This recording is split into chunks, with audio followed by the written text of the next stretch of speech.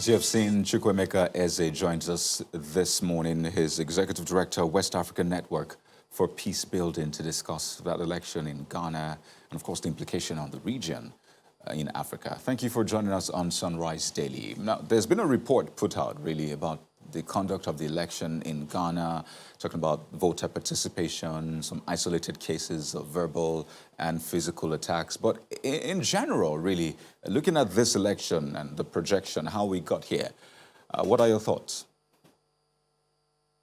Well, I think generally the election has been a huge success. You will see the nature of democracy that the Ghanaian people are practicing, how they continue to deepen their democratic ethos and begin to also continue to set the example of what democracy should be on our continent. I think that apart from a few hitches here and there, which are mostly very isolated, generally the election has been very, very successful, and it's lessons for all of us in Africa. When you say lessons for all of us in Africa, how do you mean? What kind of lessons should we learn from that? I think the first lesson for me is the professionalism that is being displayed by the election management body, beginning with the Electoral Commission, the way that every action that it has taken throughout the process of this election has been predictable. I think the number one gauge for us for an election that is going to be peaceful and transparent is the ability of the electorate and the party candidates to predict the next action of INEC. Let me give you an example. The Ghanaian election date is constitutional.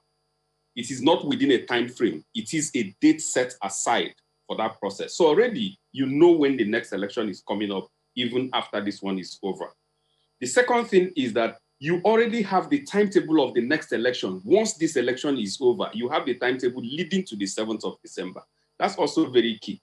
The next thing is that there is no ambiguity about where the ballot papers are printed, who prints it, and the kind of transparency that allows party agents to be part and parcel of the printing of that ballot paper and the serial number that goes to each of the constituencies. So all this is done. And then they have a inter-party mechanism, the IPAC, that they use as a dialogue process to negotiate between the two main political parties and other actors in the political arena about what goes into the election processes. That is also lessons for us to learn. That's on one part. The second one is the party ideology. Ghanaian people respect their party to the extent that it is difficult for you to get more than 1% of each of the party voting across board. It doesn't happen.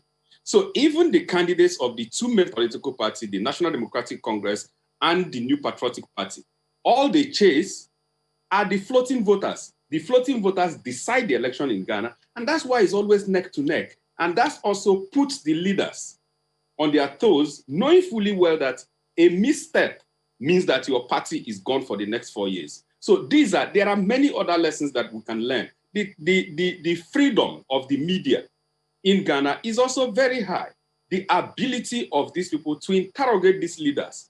Of course, there are a few things that the Ghanaian democracy still need to learn, even from the other countries in Africa. For example, I was unpleasantly surprised that they did not agree to debate to enable the citizens to also compare notes. But of course, what answer did they give? They said that because both leading candidates have been present at one point or the other, that it has given the citizens the opportunity to assess them and vote on those bases. But outside that, I think that the trajectory Ghanaian democracy is going is something that we all need to appreciate and learn from. And I think we can all do that.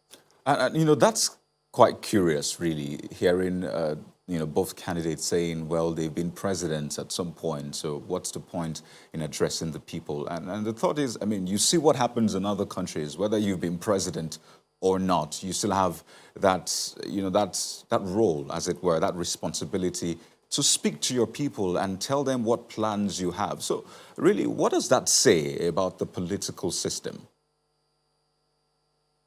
Well, like I said earlier on, that's a minus for me because that citizens' right to interrogate the presidential candidates, we lost it. Of course, they engaged in different types of town hall meeting and all of that. But to be honest, I don't think we can get a perfect system. But in my opinion, it is to look at such gaps and see even how the political elites can begin to do something in that direction. For example, one of the recommendations that WANEP is going to come up with is whether it is possible to legislate on the debate, give a criteria and a framework that will ensure that no political party will escape the debate. Otherwise, you can even be disqualified. But because I think that the political actors that constitute less than 1% of the population should understand that the mandate that they enjoy is from the citizens, and they should not take the citizens for granted when the time is right to do so.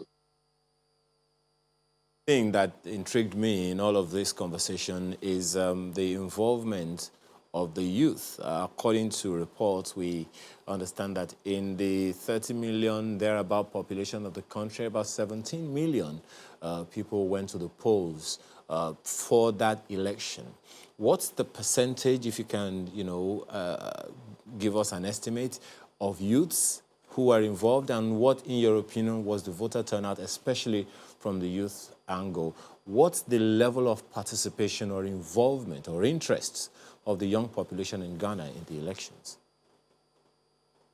This interview is what is holding me from being in the situation room at the moment. So we are going to come out with our final report sometime during the day, and I'll share it with channels. But already, I've gotten an invitation from the African Union to attend the joint briefing between African Union and ECOWAS at 11 a.m. Ghanaian time.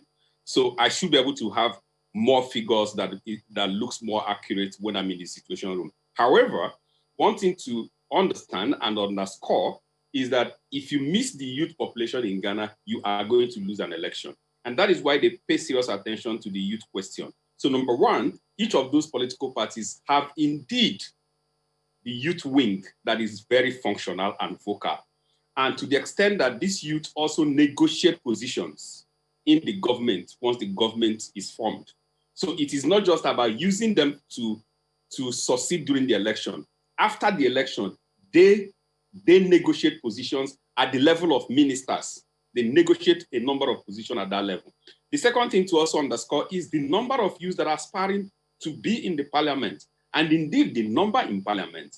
If you look at the age bracket of the Ghanaian parliament, you'll be shocked at how many youths that we have, both contesting the election and those who are also in the parliament. And therefore, for me, it's also another lesson to learn that the women, the youth, the so-called vulnerable groups are very active in the Ghanaian politics.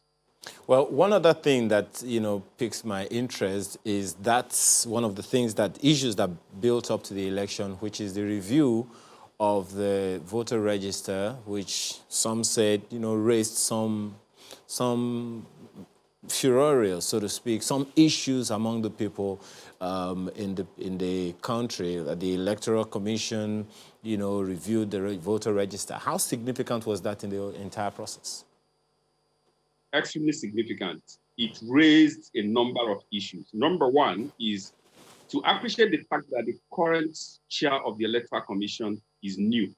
And the circumstance under which she came into power was also something that the opposition kicked against, because the opposition had nominated the previous one, who only conducted one election and was kicked out of office and replaced by the current one, Jean Mensa. Now, Jean Mensa said, the first thing I want to do is to clean the voters register. The opposition raised issues about it. Some segments of civil society raised issues about it. Why? Because they felt the time was too short. They felt it was at the height of the coronavirus pandemic and that it was not safe. But she insisted, stood her ground, despite all pressure, stood her ground and conducted it. Now, they are saying that they have a very clean register. However, just like every new register, there are issues that some people can come with their card, they won't see their names in the register, or their names are in the register, and if they do the biometric verification, it will not match. So those issues are there. But in my opinion, from the assessment we have made, it is insignificant. Those issues that came, and of course, you also remember that even the conditionalities that were put in place for the procurement of the new voters card, which includes that you must submit either an international passport or a national ID card, which some people did not have. So the opposition political party felt it was also a ploy to disenfranchise some of their members. And secondly, it also led to the issue you saw in West. Mr. Isaac, we're totally out of time, but we'll stay with you because we understand that the results might be coming anytime from today. So we'll definitely stay in touch just to get updates. But we'd like to thank you so much, Mr. Chukwuemeka Eze, who's the Executive Director, West Africa Network for Peace Building, WANEP.